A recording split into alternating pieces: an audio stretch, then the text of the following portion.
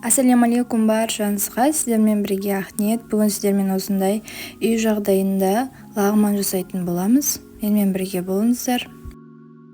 Ең алдымен бізге керекті заттарымызды турап дайындап алатын боламыз. Картопымызды осылай видеода көріп тұрғандарыңыздай қатты жіңішке, қатты жуан болып кетпесін, орташа болу керек. 4 пішті етіп турайтын боламыз. Менің каналыма тіркеліп, қоңырау басып қойсаңыздар, мендегі шыққан видеоларды алғаш болып көретін боласыздар. Және де мендегі видеоларды соңына дейін қарасаңыздар, лайк, комментарий жазып, қолдау білдіріп кетіңіздер.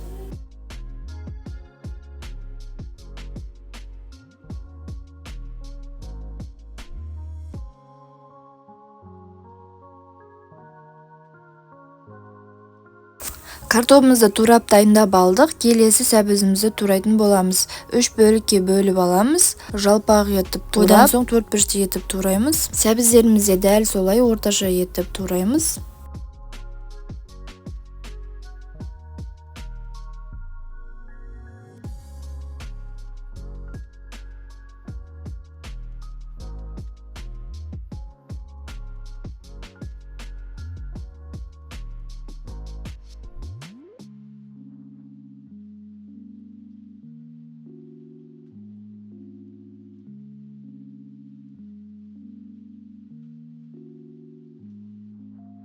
Сәбізімізді турап болдық. Ендігі кезекте болгар бұрышын турайтын боламыз.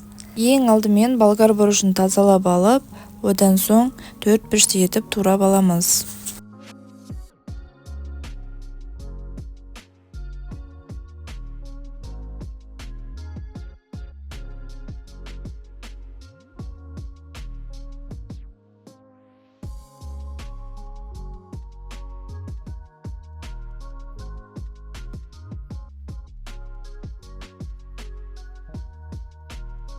Болгар бұрышымызды турап дайындап алдық. Келесі пиязымызды турайтын боламыз. Пиязымызды осылай видеода көріп тұрғандарыңыздай жіңішке етіп турап аламыз.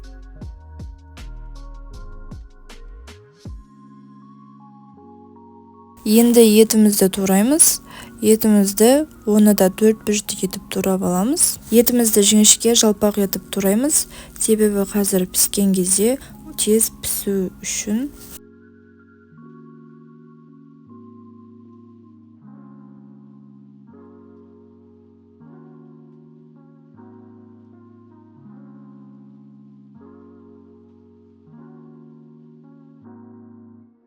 Етімізді турап алдық. Енді сұйық майымызды қатты отта қыздырып алатын боламыз. Сұйық майымыз қызды. Енді пиязымызды салып, қуырып аламыз.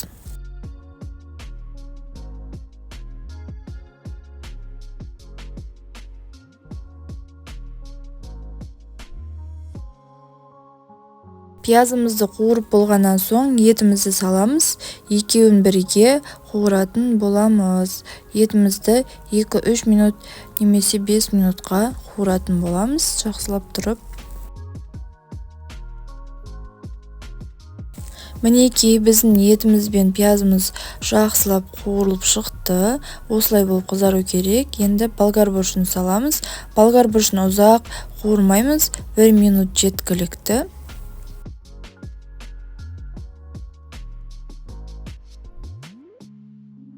Болгар бұрышымызда дайын. Одан соң сәбізімізді саламыз. Сәбізімізді де қатты көп қызартпаймыз, яғни қуырмаймыз.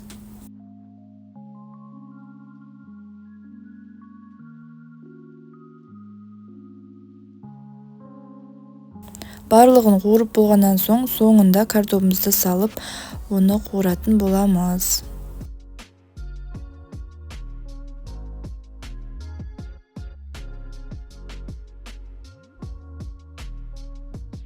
Келесі соя соусымызды қосамыз. Мен 3 қасықтай қостым. Одан соң араластырып аламыз, жақсылап тұрып. Естеріңізде болсын, біздің отымыз әлі баяу отқа қойған жоқпыз. Қатты отта қуырып алдық. Енді суымызды құйып аламыз. Яғни қайнаған суымызды құйып аламыз. Одан соң лаур жапырағымызды, тұзымызды салып, лағманға арналған дәмдеушімізді қосып араластырып аламыз. Суымыз қайнаған соң орам жапырағымызды саламыз. Орам жапырағымыз осылай 4-5 етіп туралған болу керек. Енді отымыздың астын орташа отта қойып, осылай қақпағын жартылай ашып пісіріп аламыз. Мендегі дайын лағманның қамыры, оны қайнап тұрған суға тұз салып 5 минуттай қайнатып алдым. Қамырымызды ыдысымызға салып, енді үстіне жаңағы дайындалған подливімізді, яғни сорпасын құятын боламыз. Мінекей біздің үй жағдайында жасаған лағманымыз дайын болды. Өте дәмді, жасауға кеңес беремін.